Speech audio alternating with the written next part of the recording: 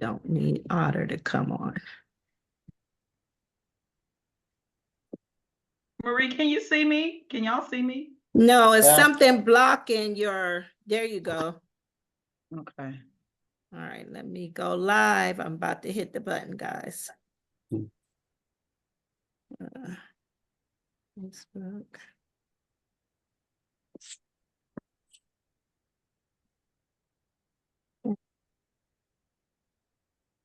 Now this is shared to connected page, so.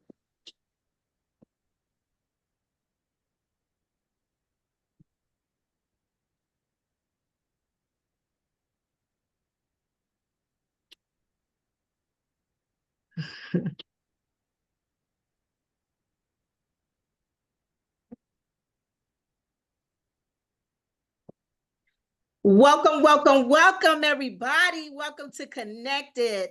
My name is Marie Hall, and I am super excited to be here with you tonight. Tonight, we have two esteemed guests that will be joining us to share their tips and tools with us. I'm the founder and creative of this show, and I just want to say hello to all of you and to my beautiful co-host tonight, Portia Jackson Vega. We just want to reach out to our other co-hosts that are not with us tonight and let them know that we love them and we hope that they have a speedy recovery. And I would like for you, before we go any further, to hit the like and share button. Listen, we want to reach as many parents, caregivers, guardians, grandparents, etc. If you take care of children, we want you to share this, and tune in with us and listen to the knowledge and wisdom that will be poured out on tonight's show. As I stated before, we have two esteemed guests with us, experts in their field, that will be dropping gems tonight that may help you or someone you know, child, that will get their life back on the right track. As always, our vision is to educate the masses, to bring awareness, knowledge, and understanding to build communities and to strengthen families and increase student and school success. We are committed to not only connecting people, but connecting the school and connecting the community. So tonight, before we dive into our hot topic, disorderly conduct, I would like for my co-hosts and our special guests to introduce themselves. Good evening, everyone. Glad to be here again. I'm Portia Jackson Vega, 16 years in the educational field. We have a serious topic tonight. Cannot wait to get into it. Well, I guess I'll Lawrence? chime in. Yes, my name is Lawrence Etheridge. I'm a 32-year veteran of law enforcement, and it's a pleasure to be here. Thank And you. I'm attorney Adrian Patrick. 30 years as a solo legal defense attorney practitioner. Graduated from the University of Georgia and been practicing criminal defense law since 1994. Wow. All right, guys. So you see, we have a wealth of knowledge on with us tonight, and we're just so excited to have them with us. And please make sure that you drop any questions or comments in the comment section of Facebook. Now, you know, the current whirlwind of social media with our youth, it appears that they are idolizing gun violence, theft, brawls, disrespect, and disorderly conduct. They are grappling with so much and trying to manage their emotions. As we see in the news, we have lots of children killing one another. They're fighting huge fights. They're have these huge chat groups where they have these meetups to fight and do all these things. They're exhibiting unruly conduct in public settings, and they are opting for notoriety through their disruptive actions, risking severe repercussions such as incarceration and even death. So tonight, our guests will offer valuable advice and resources aimed at safeguarding our children, guiding them towards prudent choices, and illuminating the ramifications of straying down the wrong path. So let's just jump right on in, shall we? So, guys, I was reading a newspaper article not too long ago, and it was talking about the GBI, and the GBI was saying that youth crimes were down, but for me, I feel like it's going up because every week something is happening. Every week someone is getting killed, and I just want to read what they said in the paper. It said more than 23,000 kids were arrested in the state during 2020, and it wasn't just the small offenses. More than 4,000 teenagers were arrested for assault in 2018, and 52 were arrested for murder. And I just want to say before I ask a question, I've been personally affected by that. Portia and I are educators, and so some of these things that are happening to our students. We've had students that have been killed in the process of these things, and we have had students that have been on trial for murder. And so my question to you guys on the panel tonight, how can we get a grip on these things that are plaguing our community, plaguing our society? How can we support our kids so that they don't continue to get wrapped up in this? I don't even know what word to call it, but it's like they have no fear of death. They have no fear of law enforcement. They have no fear of anything, and they're just running wild. So what can we do to support our students? I would say, Oh, go ahead. go ahead, sir. Go ahead. You go ahead, man. Let me say this here about death in general. I represent quite a few gentlemen, young men that have been charged with murder. A lot of them. I'm thinking like about 7, maybe 8 murder cases now. They're just me alone. I think what's happened, general, to answer your question, I'm going to have to go around, explain some things to get to answer your question. First of all, I think that we've been desensitized to death. All right. This is like commonplace to us. So they showed George Floyd getting killed maybe like a billion times around the world, maybe. Yes. They showed him getting shot several times too. How many times have you shared on white people getting killed like that publicly? I don't say that much. So what's happening is kids are growing up seeing death as being normal. While simultaneously, the governor of Georgia said, look, no permits needed for guns. We don't have any discipline to stop them from getting the guns and the shooting. Okay, so by desensitizing the death, to them it's not a big deal. I've represented quite a few defendants that have been charged with murder, and the younger kids too. It's this, it's nothing but a thing. It's just, I'm gonna kill them. I kill them. It's like, so what? There's nothing in mind. No, it's like no conscience in the mind. I just kill them. Like, it's part of doing things. There's no conscience. The conscience is gone because the media has desensitized us to that. And I think that we need to do more on a grand scale to limit the media and what they're actually showing. They're very careful about white people, and period. There's your black men getting killed all the time. Stop that, one. And two, for the kids, they have to just understand the differences in what's the imagery that's been given to them. How do you stop that? I don't know, education, telling them over and over from parents on up, tell them, look, don't make that your life. Just because George Floyd was killed, just because Ahmaud Arbery was murdered while he's jogging, don't mean you have to be that person or do the killing yourself. See, it's a multitude of things. I don't think there's one quick answer to that. It's a long I think that on multitude of levels on that part. And that's only we can really help the kids by starting off with the parents and things, and them also to have really frank, open conversation with them about it. This is not right. This is not cool. Like, just straight tell them. These kids are pretty, they've been forced to grow really quick. Just frank conversation. I'll tell my clients that defenders, say, look, man, you know you're trying to kill a man, period. No reason for that. Ain't no reason for that. So you have to just be honest with them, straightforward, and go from there. And just hope the parents catch on to whatever you can do. That's all you can do. Right. Lawrence, you want to chime in?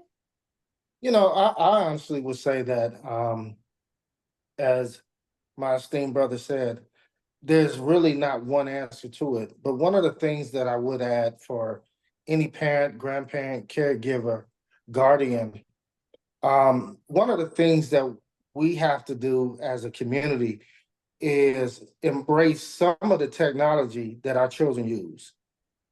That's where a lot of the communication part of it, that when you get to a certain seasoned age, you might not be as apt to understand it and miss out on the way that they communicate with one another. That's number one.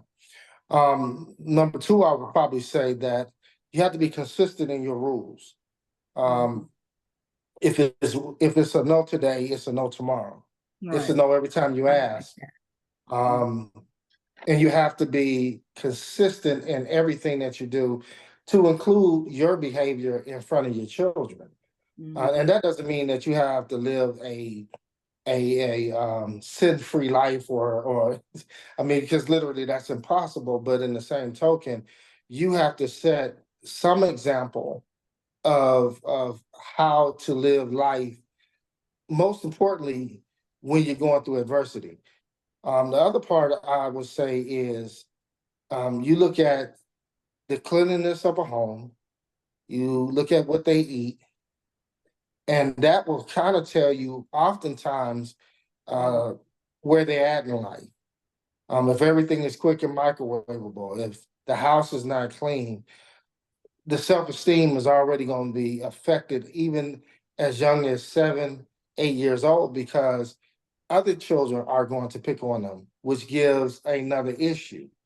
Most of what I see in my field is a lot of self-esteem. You looked at me. Why you look at me that way? I mean, there's no valid reason that I've really seen throughout these years that you've taken a life. You know, the validity of it. So it's just, as a whole, it comes down to, you can't stay in one place as far as what you understand about how we live life now. I mean, most of us have lived long enough to remember that phone that was in grandmama's house that had the long cord that she walked around with. Now there's no cord, you're not tethered to anything.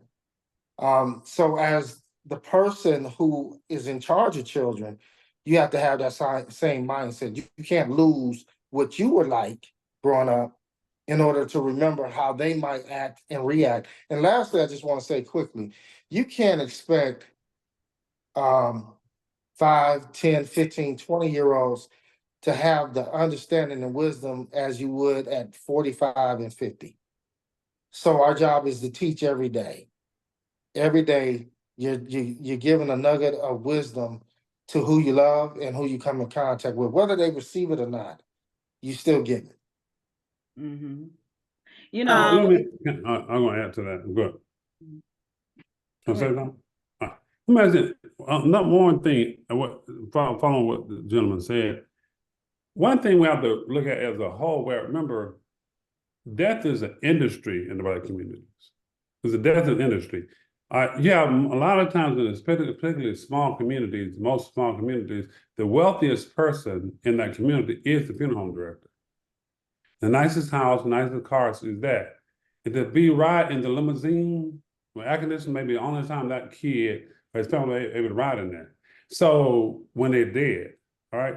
So we have to change the values and the thought process of what they expand their ability to do more than just, try to be a funeral director or ride in that hearse and that limousine, to be more than nothing, try to be something more. give them more options. When you plug into the rap community, you leading to death at that point, because the rap community is full of demons and things like that, are really conditioning the mind for death. So we have to what the values they have at that age, or as young as that age, everybody. Adrian, look like you froze. Because it produces desire to die or to kill. So we have to watch that, right? Try to get other values in their minds. It's very difficult to do because it's easy to get into rap. Read to the rap, you can do a rap beat, blah, blah, blah. We got to get other things in their minds, expand their options, expand their options. Are they going to lead to death? That's it. Then from rap to prison to death. You know, the factors that were in play 10, 20 years today are still true, you know, from the past to the present. The factors like poverty, you know, low IQ, income inequality, mental illness, access to guns, and the list just goes on and on and on and on. I think parents have to, when the child is in the womb, if there's like a history of early aggressive behavior in your family, you got to seek help right then. The earlier they can get help when they notice these aggressive behaviors, or a child that is just kind of checked out of life, it doesn't start first day of pre-K. No, it has to start the moment that that parent notices these behaviors in their children. And they come into the school building and inform everybody there of what these issues are. And there are programs and services that are in place. But again, it starts with the parents. We're not there because you can't wait until your child get to the 8th grade and their behavior folder is a mile high, and, you know, they're failing academically, causing havoc, you know, half coming to school, sleeping in class. It is too late at that point. The earlier we can intervene, I think the better results we can get. But it has to start at home when that parent notices those aggressive behaviors or whatever it is. It could be a number of things, but the parent has to notice that in order for interventions to occur. I agree, and I just want to piggyback off of what some of you all said. I know Adrian was talking about we have been desensitized to death because we see it in a lot of our Black poor communities. Our kids are seeing people get killed right in front of them. They're walking over dead bodies. They're talking about how people got killed. And nowadays, when they're out at these events and they have these meetups, they're going live to show the dead bodies and things. So that shows that they're desensitized. But I think what Lawrence said makes a lot of sense. And we've talked about this on Connected as well, that you have to limit technology. Nowadays, kids are coming out the womb with a phone in their hand. The first thing that the parent gives them is their phone so that they can get on social media. So, and we've seen it in schools. Portia, I know you've seen it, and I've seen it. Once you take the child's phone, it's like you've taken their life. And they go from 0 to 10 or 100 in a split second. And they don't know how to control their emotions. And then Portia, you talked about how when the parent recognizes these aggressive behaviors, that they need to address it immediately. But I think it's difficult for them to address the aggressive behaviors because they have aggressive behaviors. And the child is mimicking exactly what he sees at home. And until a parent can own up and take responsibility for their children, because we see it all day, every day in school, when we're calling parents and we're telling parents, your child did A, B, C, your child is aggressive, your child is doing this, your child, that's not my child. They don't act like that at home. They're not doing this. They don't do this at home. Well, no, because you are able to probably discipline them a little different than we can. but guaranteed at some point, the same things that they're doing in school, they're doing at home. Because you didn't just start cursing when you got to school. You didn't just start hitting when you got to school. And I'm talking about it's getting worse and worse because kids in pre-K are having these aggressive behaviors, hitting, spitting, kicking, cursing, shoving teachers, biting teachers. And so how do we deal with it? And the mental health issue now is on the horizon. I don't remember, like, I know it's been around forever and it was taboo to talk about, but I think mental health now is at an all-time high. And until we can address those things in our own community, how can we help our own community? I don't have all the answers. I may not have no answers. So how can we address these issues about mental health, realizing that our kids need to have limited time on this social media and access to computers and phones, and that it should be cut off at a certain time? I don't know. What are your suggestions? Marie, I disagree. Parents, even if they have aggressive behaviors, they're not toddlers. They know that this behavior is not appropriate. And even if you couldn't get the help for yourself, get the help for your child. Because your child is growing up repeating the same behaviors that you repeated. Don't you want better for your child? And yes, the mental health, I want to talk about the mental awareness problem for a moment. Yeah, I don't recall anybody having mental awareness. It was taken care of with a belt. One good thing though, we have like gymnast Gabby Douglas and tennis star Naomi Osaka, who is using their platforms to, address this issue and encourage people to get treatment. But I have to go back and say, the earlier we can catch these behaviors, that is the only way we can try to reach some of these children. But just to allow them to go, to progress through these grades year after year after year, the behavior is increasingly getting worse. All you're doing is setting them up for failure, setting them up for prison, setting them up for the grave. You talked about, Marie, about the incarceration going down. And I think it was you, Adrian, that said pretty much the racial and the ethnic disparities in youth incarceration and sentences are continuing to persist. So I wanted to ask you guys, in your experience, have you witnessed any of these disparities firsthand, and what are your thoughts about, how pervasive is that? He answered. I can answer. No. You're asking me about the disparity of the sentencing, arrest. Oh, yeah, definitely, because for white, automatically, inherently, white kids gonna be treated differently. Okay, so the arrest can happen. Officer can say, throw that weed away over there. We won't call your mama or nothing. We'll throw this away. Just don't do it again, kind of thing. Stop on the wrist at that level. So the increase in more arrests of Black men, normally because the person arrested is white. They're gonna take care of their own. You don't hear about those arrests at all. So that's a big issue. And then the sentencing, automatically, I have very few white clients, but when I do have white clients, automatically they get a better deal.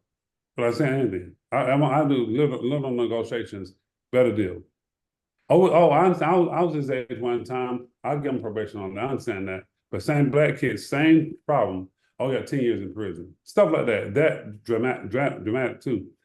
And because as a defense attorney, we don't have much power, because once the person actually committed the crime, like fingerprints everywhere, DNA everywhere, you put all your leverage is gone. You're at the mercy of that discretion of that DA at that point. If that person don't look like them, they think all Black men are criminals anyway, the sentence is gonna be worse. Even at the point of judges and everything like that. Now, sometimes you have Black judges who understand things. There are more of those coming in the system now, all right? But in general, it was huge disparities and arrests and sentencing and everything. Now, you had a report that they said arrests are crime is going down. That's what No, you I got? didn't say, I said, the GBI said that juvenile arrest rates were going down, but there were 23,000 kids that were arrested in the state in 2020. I don't believe that. I ain't seen that. I don't believe it either, No, but that no. I didn't write Are they it. talking about white kids or something? They broken on demographic or something? No, they didn't say I don't know demographic. about. I've seen numbers go up. All the defense attorneys I work with too, they say a lot of calls for arrests with kids, everything. I don't know. That's a skewed statistic there for sure.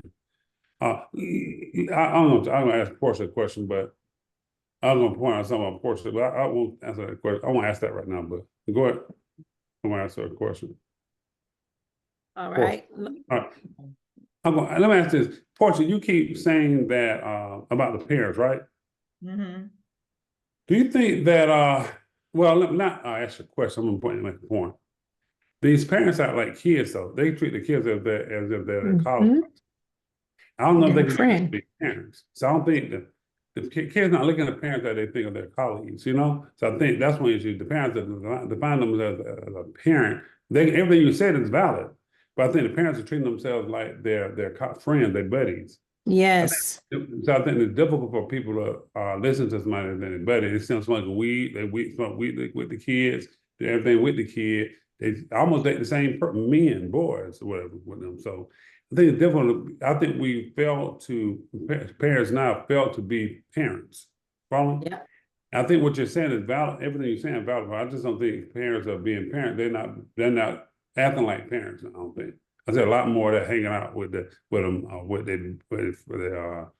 they can't even tell them what not to do because they do it too. You know, that's one of the problems there for that part. I just want to point that out. And that's the biggest difference to, Adrian, we grew up in a small town that no matter where you went, there were eyes on you.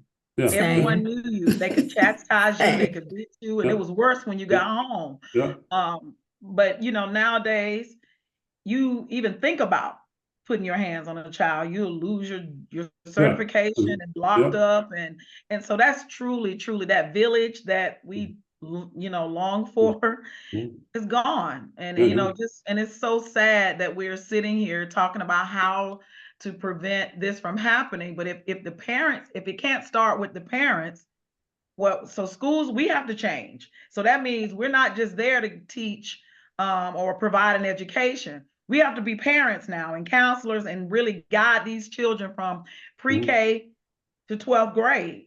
I mean, do we have the capacity right now to do that? No, we don't. No. So, it has to go back to the parents. Where does it start? You saying that it starts with the school system? No. I got another issue, right? I don't think they want teachers to be successful now. I don't think they want that they ought to be successful at all. I think they want y'all to fail. I think they want usher in the AI to be the teachers now. So I think one, they don't pay y'all enough. Two, people are killing y'all and they're killing teachers and stuff like that. Y'all have no security at all. No security. Y'all should be, somebody should follow y'all home, at school, everything like that. The lady came in, the parent came into the school, beat the teacher up in the classroom. In New York, was it New York, New Jersey? Oh, it happens a lot. Why do you have to worry about, you have to try to teach somebody, worry about someone trying to fight you at the same time? Can't do all that. No human can do all that. About defending themselves, going home, spending money on kids, they got stuff. That's too much to do. I think they want y'all to fail. I think 1% wants y'all to fail because they want to bring usher in the AI to run the schools. When they do that part, then I think all kids gonna be robots. You all are one of the last of the human teachers gonna be here, I think. After that, thing usher y'all out the way. Remember Rosenberry Hill? She said they can't even teach it. They have to have computers teach everything in our classroom down in Lee County. Well, I can tell you this, a computer is never going to replace a real teacher. A computer cannot teach a child how to critically think, but or problem solve or collaborate or any of those things. A computer is just what it does. And so we have to be mindful of that as well. And that goes back again to what Lawrence was saying. Mhm. Lawrence, we want to hear from you. I wanted to talk a little bit more about, you mentioned about self-esteem. And we see that a lot with our students, how they have low self-esteem, low self-worth. And oftentimes when they are getting in trouble and when we can get to the root of the problem, and it goes back to them, saying somebody said this about me, somebody did this, they talked about my mom, they talked about this, they said I stink, they say I'm dirty, we don't have nothing at home. And I think that is like the biggest issue that we have in our schools today. Most of the stuff that happens in our schools stems from something that happens in the community. And then they bring it back to the school the next day. And the parents are involved. They want to fight each other. They want to fight kids. And so, Lawrence, I know you see this a lot being in law enforcement. What are some of the issues that you see? And I don't know if you I know you used to go into schools and things. So tell us, what are some of the issues that you see and how can we combat some of those issues? You know, everything that you all have said has validity to it. And just to add, I think that for you all as teachers, it's critical to let children know that they matter. I think that is is so important. And I'm learning, I see this even in a role when you're in leadership, whether as a parent, you have to let them know that they matter to life, to themselves, to you, and give them something that they tangible that they can hold on to, which is feelings are amazing. It doesn't, you can't see them, you can just feel them. But if you are able to make people understand that they have value, a lot of times that will increase some awareness in how they act. And I'm not saying that's everything. Examples, learning, you learn through basically auditory, visual, kinesthetic. Most people are visual. If they see something that they like, they want to emulate it. The only people, a lot of times in our community and others, are people who are outside the lines in terms of how they earn their money.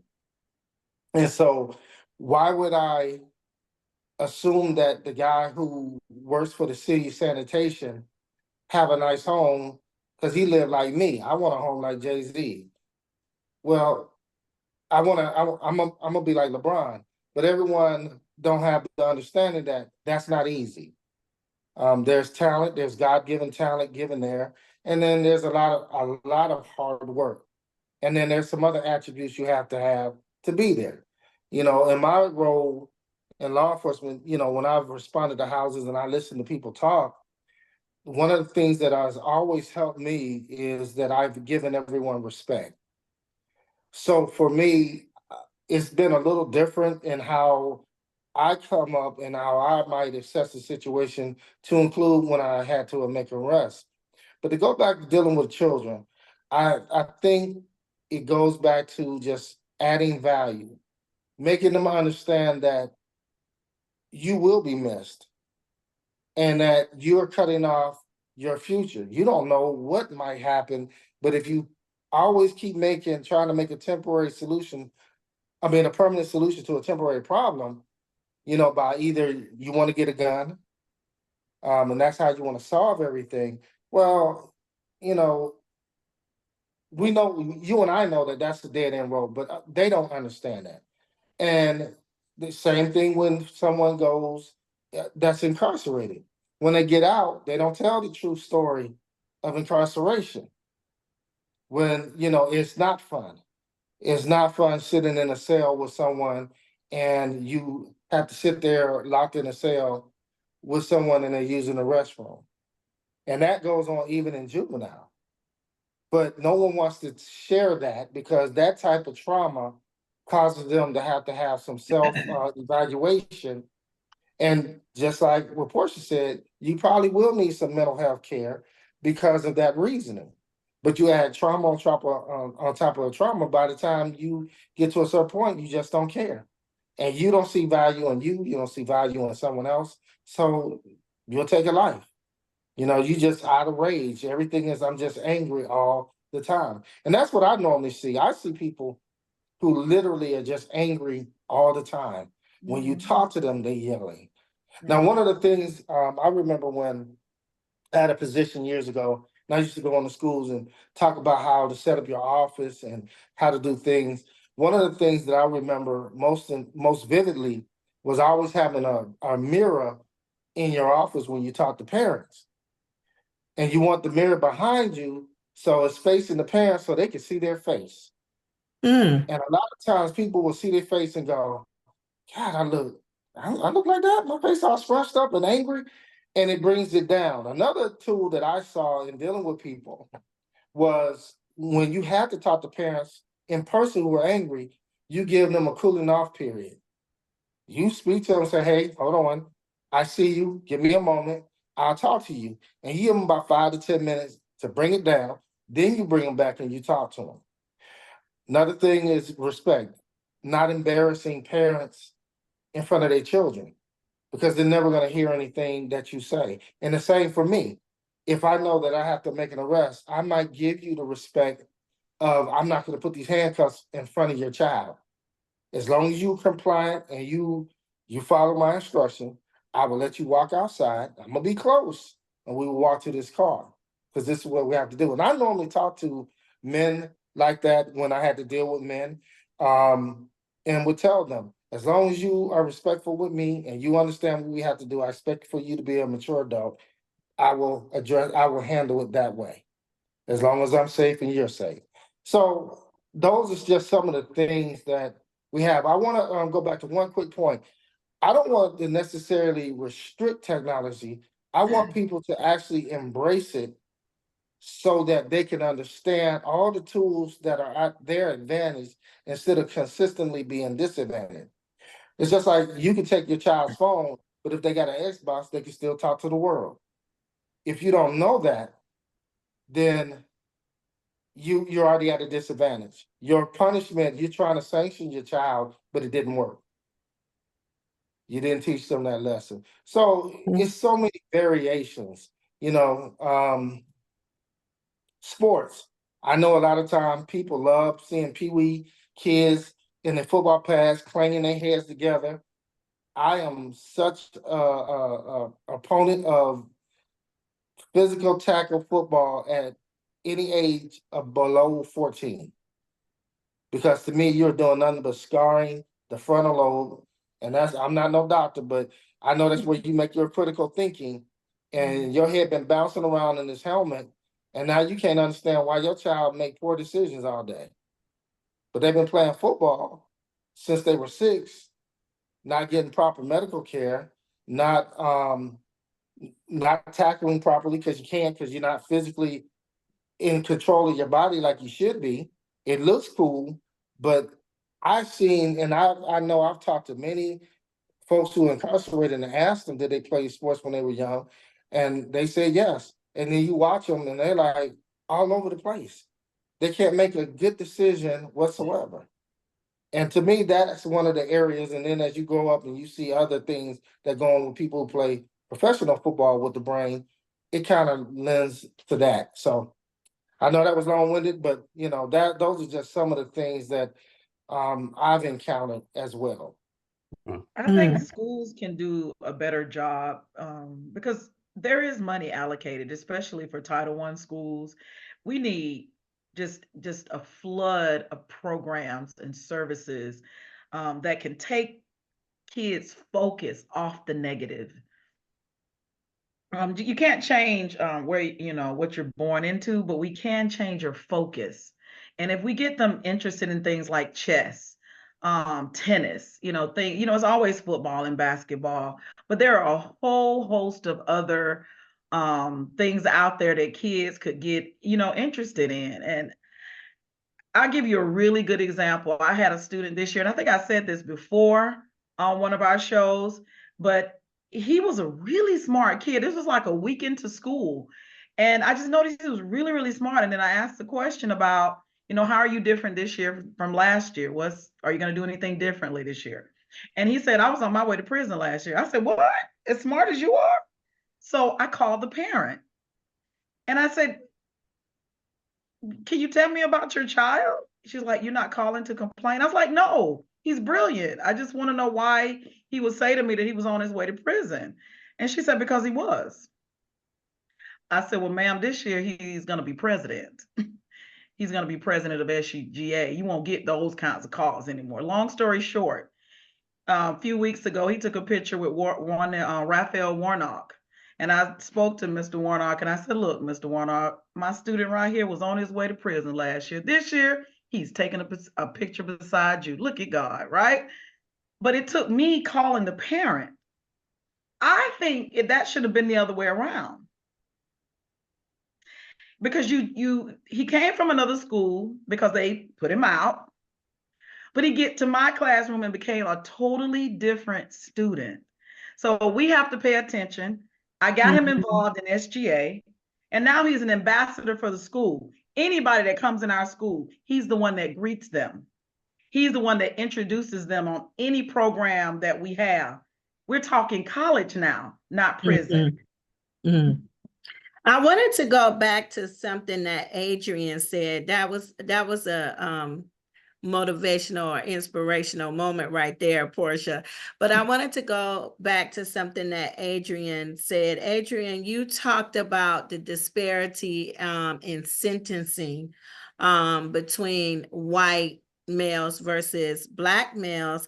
And I just want to know, and Lawrence, you can chime in too here, because just recently I had a 14-year-old student that was sentenced for murder, and he got 40 years in prison, 14 years old. What I can't imagine the effect this is going to have on a baby, because to me, he's still a baby, 14 years old. Yes, I understand that he committed murder. I understand that he has to pay the price for the crime. But Lawrence, you mentioned that they still don't understand life, and scientifically, and if you look at counseling, their amygdala isn't even developed until they're like 26 years old, which helps them to make these choices. And so at 14, you're mad, you're angry. Instead of fighting, now you have access to weapons and guns, and you shoot someone, and now you have to pay the ultimate price. You go in front of the judge, and now you're being sentenced to 40 years and put in a population with all these grown men or women. How can we, what do you guys think we can do to let our students, our kids know, here he is.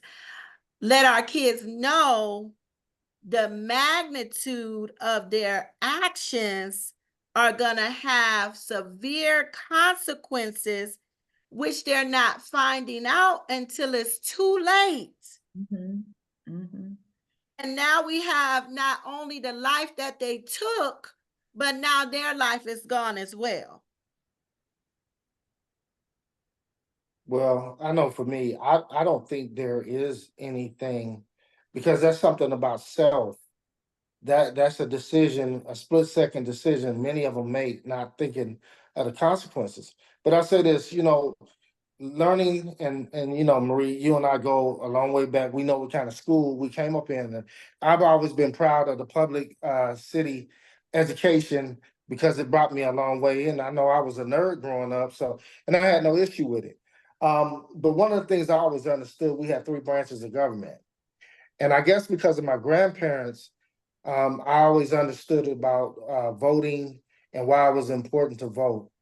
And I remember just how adamant they were about it. And my grandmother used to take me to vote. So one of the things that I've learned about when we talk about the biases and prejudice that we face, some of it is based on the apathy when it comes down to voting. It becomes problematic because then people who don't care about our community and not invested in our community represent our community. And that's a big problem. So here in Georgia, you have 7 deadly sins, Mhm. which a juvenile could be charged with as an adult. If they're convicted, they could go straight to an adult prison. Murder is one of those. So can you argue the fact what might have been the mitigating reasons why you committed the murder? If so, they also have other crimes that you can be charged with that carries a lesser penalty. But that's up to how the DA operates. So it's a lot of things that you don't understand.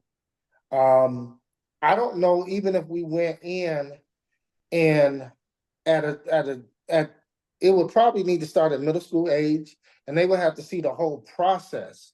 And maybe having these when they play out the court scenes and they actually go through how court operates from time someone's charged with a crime, and then they go to court, judged by a jury of their peers, and then if they're convicted, what happens? And I know there's been studies like that, but I don't even know if that will make an effect of it because, as our brother said, they desensitize from a lot of things.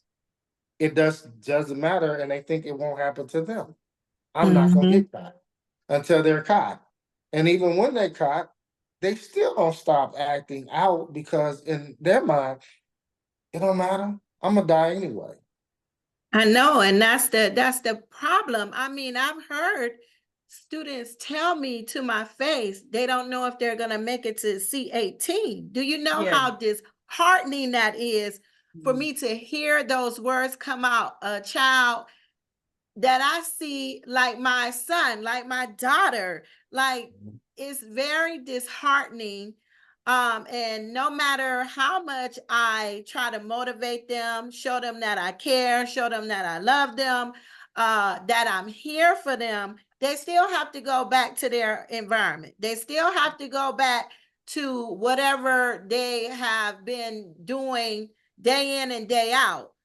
And I think the problem is so much now is being put on schools. School can't do it all. We cannot do it all. It's always, what is the teacher gonna do? What is the school gonna do? What we cannot be the end all be all to children. There's no way. Teachers are not equipped, number one, to deal with mental illness, to deal with all of these big behaviors that we're seeing. That's not what we went to school for. And so I think what Portia said makes sense. We need to put more services in the school. We need to have more counselors on deck. And I think it should be mandatory. It should not be a choice that the parents have to have their child counseled. I think for me, that now in today's public school system, especially in the inner city school, that the only 3 things that should be done is reading, math, and counseling. Amen. And Amen. go home. And Reading, go home. math, counseling, go home. Everybody needs some group counseling. And I think that's part of the problem. We're not able to communicate. And here's the problem I have with technology. And Adrian mentioned this about we're going towards AI and AI is going to teach our kids. But here's the problem with technology. Technology cannot help you communicate. It cannot help you collaborate. It cannot help you solve issues with another person. And so it takes you interacting with one another to resolve issues, to resolve problems, to be able to talk about, hey, you hurt my feelings today. Hey, you said this and I really didn't like it. Instead of you stepped on my shoe and I'm just gonna punch you. You Yeah. said this, you pushed me, and it may not have even been a push that was on purpose, but because you bumped into me, now I'm gonna punch you. I'm gonna slam you on the floor. I'm gonna throw this desk. I mean, I've literally had students walking around the school with ankle monitors on. Yeah. And just like you said, Lawrence, it's like they did not care. And I'm up there talking to them like, why are you wearing this ankle monitor? Because you running around breaking into people's cars. Well, yeah. I guess, and again, we face so many issues in trying to connect with what our children see. Because in all honesty, I think about how we grew up, and most of them hadn't gone through much of what we went through. But what happens, they formalize this thought that I am struggling, growing up in this $280,000-$300,000 home, wearing these $300 sneakers. I'm a gangster because I got them on, because who has them on? Gangsters have them on. I look like a gangster, so therefore I am. So it kind of goes back to that self-esteem that we talk about, because everything is associated. How do I be tough? Is a man who does not use profanity, who's quiet, who move about, take care of his family, and swallow his pride to go through some things just to make sure that they stay employed. Is that not the tough person? Is that not the tough woman who works 2 jobs to take care of her children, who also go through a whole bunch of stuff at work and never complain about it, just keep moving forward? But that's not what we think as tough. We think it's tough, just like you said, I'm gonna knock you out. Not the person who walked away, who was offended. The person who was offended, now I have to offend them, and I have to be even more gross in my actions. So, as men, and the village has to be everyone. It has to be auntie, grandmama, uncle, everybody. Matter of fact, I'm to the point, sometimes I think about school. When I think about school and I think about my career field, I want to bring everybody in and sit down and say, okay, look at what your child has done. Now you can't run because everyone see what you did. Because sometimes what happens, you might have one parent that don't believe, or a grandparent who's in the life, and they're like, they ain't gonna put up with it, but mama might put up with it. And mama's like, oh, it wasn't that bad. And you don't know. You didn't know your child was on top of the desk screaming at the top of their lungs, acting a fool, and the SRO got to come in there and get them. So when you can't hide from these behaviors, and everyone see it, and everyone says that's not acceptable in this family, maybe some of it will change. But the mental health part, I'm a proponent of getting therapy. I don't know if you can force someone if they're not in the judicial system. If they're not full order, it would be difficult. Is it necessary? Probably is. I don't understand it, because my grandmother solved everything with a belt, and I knew not to get in trouble. I ain't have time to. I was scared of her more than anything. You can pick on me all day and talk trash. I don't care. I know I got to go home to Willamette, and it was gonna be some problems for me, because I can't swing on her. You see what I'm saying? So I don't know, but again, I think for where I sit in my job, my career field, I just try to treat people with respect. And in that, even if they're young, I'm gonna say sir, ma'am to them. I'm gonna address them so that they understand that I see you, and this is not how to act. I don't have to be loud. I don't have to be over the top of myself to get my point across. And that's what being a professional is. But I do know what we see, to include adults. That's why you have some people in all our career fields that act the way they do. and you're looking at them like, that's not appropriate. Mhm. How do you expect a child to follow you and you inappropriate as well, like you said, with the parents? So, it's sad. It's sad. We have more, but we do less sometimes. That's good. Mhm. It's amazing to how many people don't think about their future. They tell themselves, everyone that was on this call could have found a pocket of their community that was the underbelly of life. Me and Marie, coming from where we come from, sure enough could have found it if we Same. wanted to. You're right. So I know that them people over there is not what my family expects. It's not the expectation for me, you know. So I don't like being told what to do. So why am I gonna get myself incarcerated and now they're gonna tell me what to do all the time? And maybe I just had a little bit better understanding of who I was and what I would be facing. So it's hit or miss.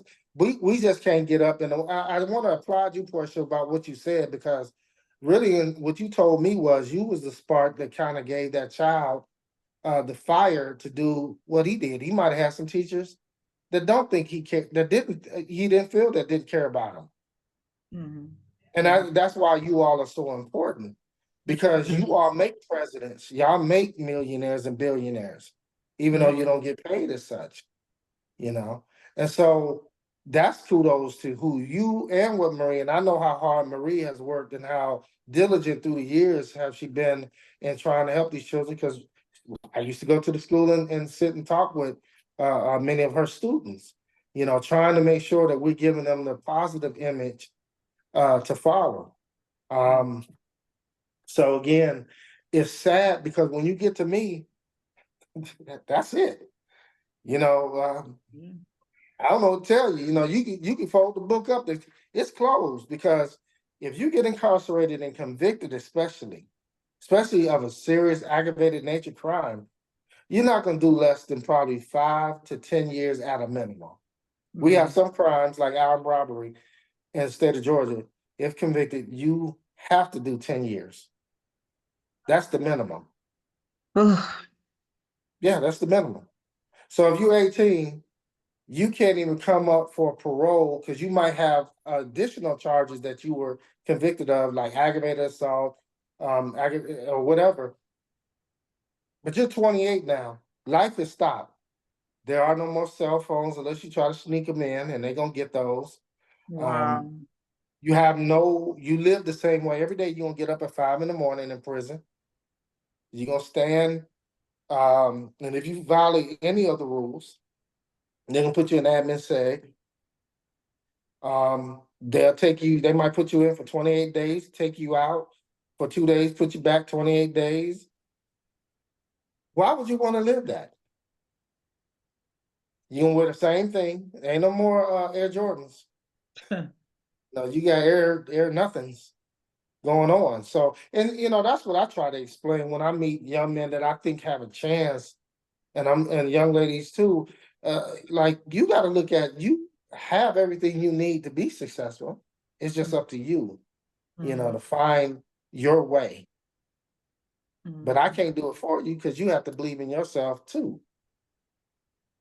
So, yeah, I know that was long-winded, but No, you were fine. Portia, did you have a question? Did you have a comment? Well, just, we got to continue this discussion. Yeah. It's huge, and it's bigger than all of us. It requires all of us, but it's bigger than all of us. And we got to help our youth, because we help them, we help the family, we help the schools, we'll help the community. And our community needs hope. They need to wake up Yes. each morning with a purpose, a clear pathway to improve their lives. Whether that's a GED, mental health, or just simply getting a job. Right. That hope needs to be available. And that's what Connect Ed is all about, bridging those gaps between, the family, the school, and the community. So this is not over. We have to continue this. I definitely agree. And I just wanted to ask this, Lawrence, because from what we understand is that kids get like many opportunities to come back to the school, like a restorative practice. Every time they commit a little petty crime, they get to come back until they, like, I don't know how to say this, until they like get like a number of infractions. And once they get a number of infractions, then they get hit with the book. Or when they turn 18, how does that work? No, in the state of Georgia, when you turn 17, you're considered an adult and will be charged with adult crime. So juvenile works this way: from the time either deprived children, you have that status, which means basically if you are not getting the basic needs to survive. Then you move up to around about 10, 11, but 13 is really that litmus test, because 13 is where it says, if you commit one of these crimes like murder, rape, aggravated child molestation, something like that, you could be charged as an adult. Okay.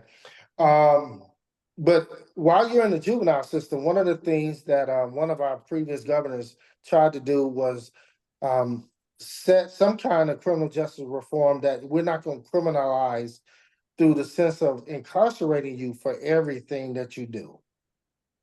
Okay. Now, that doesn't mean that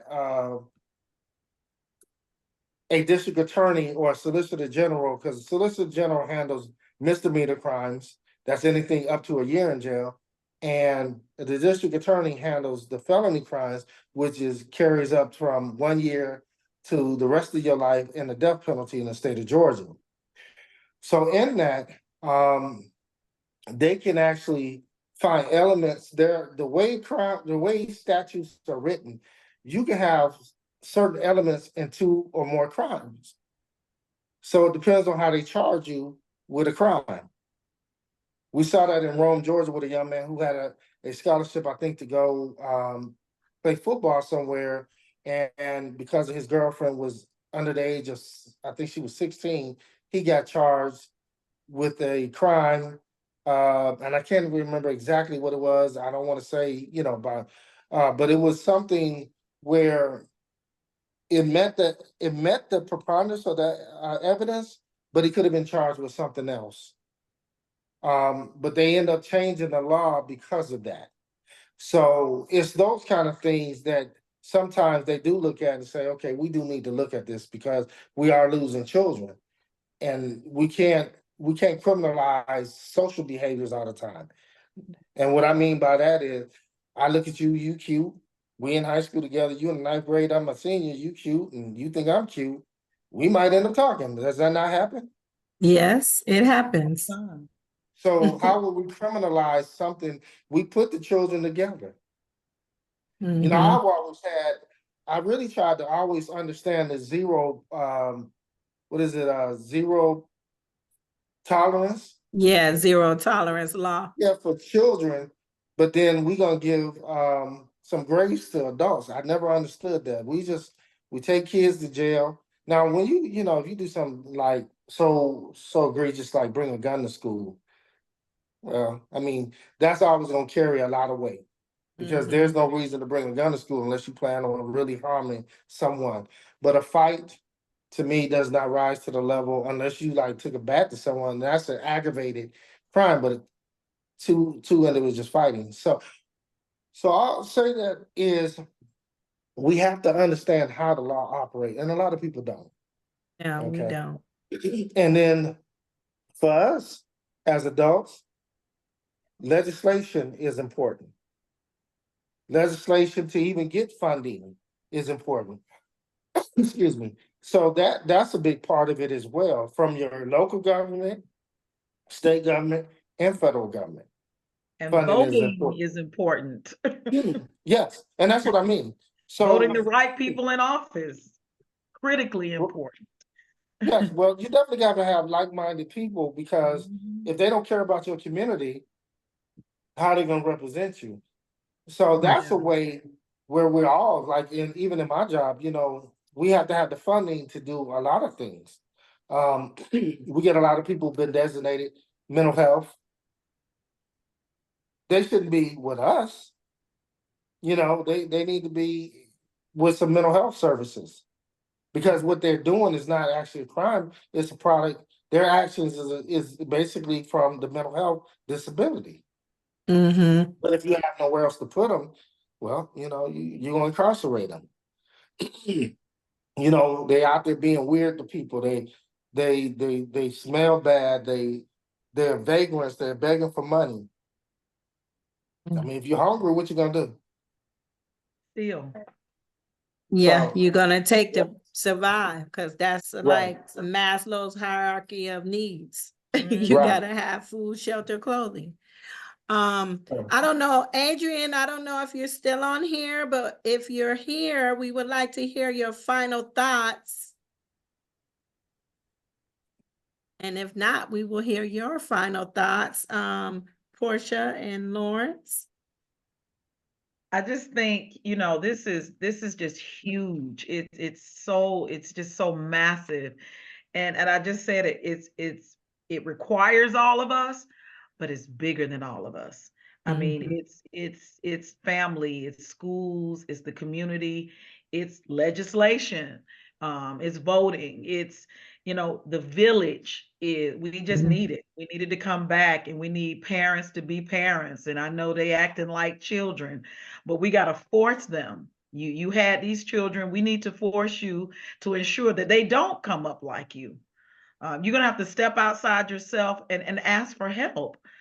There are services out there. I Googled it before we got on. I mean, there are just free help in the state of Georgia that deals with mental illness. Do you want to say some of those services, Portia? There were two. One was the Georgia Apex program, funded by the Georgia Department of Behavioral Health and Developmental Disabilities. They strive to build capacity and increase access to mental health services for school-age youth from pre-K to 12th grade. Throughout the state of Georgia. Another one is Mobile Crisis Response Services, offers short-term behavioral health services for persons in need who may have been unable to successfully maintain stability. And that was just the first two. There was a list of them, but they have to take the initiative. And don't be afraid. You know, everybody needs help. And if we want to change our community, we have to take the initiative. That's why I love the acronym FUBU, for us, by us. By us. Get to work, parents. Go to work. Awesome. Lawrence, do you have any final words? And I think we lost Adrian, but we want to thank him for being on. That was attorney Adrian Patrick, so criminal defense attorney. So we just want to thank him for taking time out of his busy schedule to join us tonight. Well, I appreciate you all having me on, thinking enough of me to listen to what I have to offer. Basically, we just can't give up. We have to reinvigorate ourselves through the hope of knowing that what we do each day is valiant. It adds value to the lives of others. It adds value to our lives. And we just need to continue moving forward, regardless of what we're facing. The heart and the soul of who we are determines what we do. And you all have been in this fight as motivators and teachers. And, you know, for me, I applaud y'all. And again, I just thank you all for this opportunity. I wish we could find, well, I do know that there is an answer. But everyone has to accept that doing right is the most important thing that you should do. And, you know, the one thing I've always thought as an instructor when I would teach, and discipline is first before you can even teach, because you can't teach in chaos and disorder. Nope. And so if you self-correct yourself, no one else has to do it. You should already know what's acceptable behavior. And so maybe, you know, what we have to do is give definitions that they can see what is the acceptable behavior at a very young age. and never move away from that. And maybe that's what schools, I don't know. I know for me, I think about that sometime. We need to have what is acceptable behavior. So, but thank you all. I agree. And I think this was said earlier that early intervention in a child's life can change the trajectory of that life. Early intervention. I think everybody on this panel tonight has stressed the fact that parents need to be involved. Parents, we are not your enemies. We are your partners. And we have to be co-laborers if we're going to change the pathway of your children. We need you to partner with us, not to fight us. We need you to listen to us, and we need to be able to listen to you so that we can come up with the best solution to help your children be successful. One of the things that I always used to say when I was in the classroom was, your environment does not dictate to who you will become, but you dictate to your environment who you will become. And I think it goes right back to the fact, or the quote that Maya Angelou has, and I've said this before, that people won't remember what you did or what you said, but they will remember how you made them feel. And that goes back to what Lawrence and Portia was talking about, hope, and instilling in our kids self-love, self-worth, self-motivation, and letting them know that they can do it and they can be successful, and they don't have to be in the streets, and they don't have to follow the crowd to be a leader. And being a leader sometimes means that you're out on the limb, on the branch by yourself, and you're choosing to be the example of which way to go. And all it takes is one to be the example. It's always someone waiting for someone else to step up and be the example. And so that's what we're saying with our children. We want them to begin to be the example and to lead the way. I mean, we can teach and teach and teach and teach all day, and we can talk till we're blue in the face. But we need you parents to help us. We need each other. It goes back to that song, I need you, you need me. We need each other to survive. And if we're going to survive as a community, we have to pull together now. We have to unite as one, because we're losing so many of our kids. Every week we're turning on the TV and a child is gone, a life is lost, a mother is grieving. Every week, I'm afraid to watch the news because I feel like it's going to be one of my students. Okay, and I've had 2 students that have died to gun violence, and several of them are now incarcerated for the same act of violence. And so, parents, family, community, let's join together. Let's band together. Let's really put the cards on the table and have these hard conversations that we need to have. Where are the people that have money that can do something about it, that can help us out? Where are the people that we support, these rappers and singers and all of these things? Where are they in our community? Where are they coming to the schools, talking to the kids? Where are the police officers that are in the communities? Questions. I have questions, many, many questions.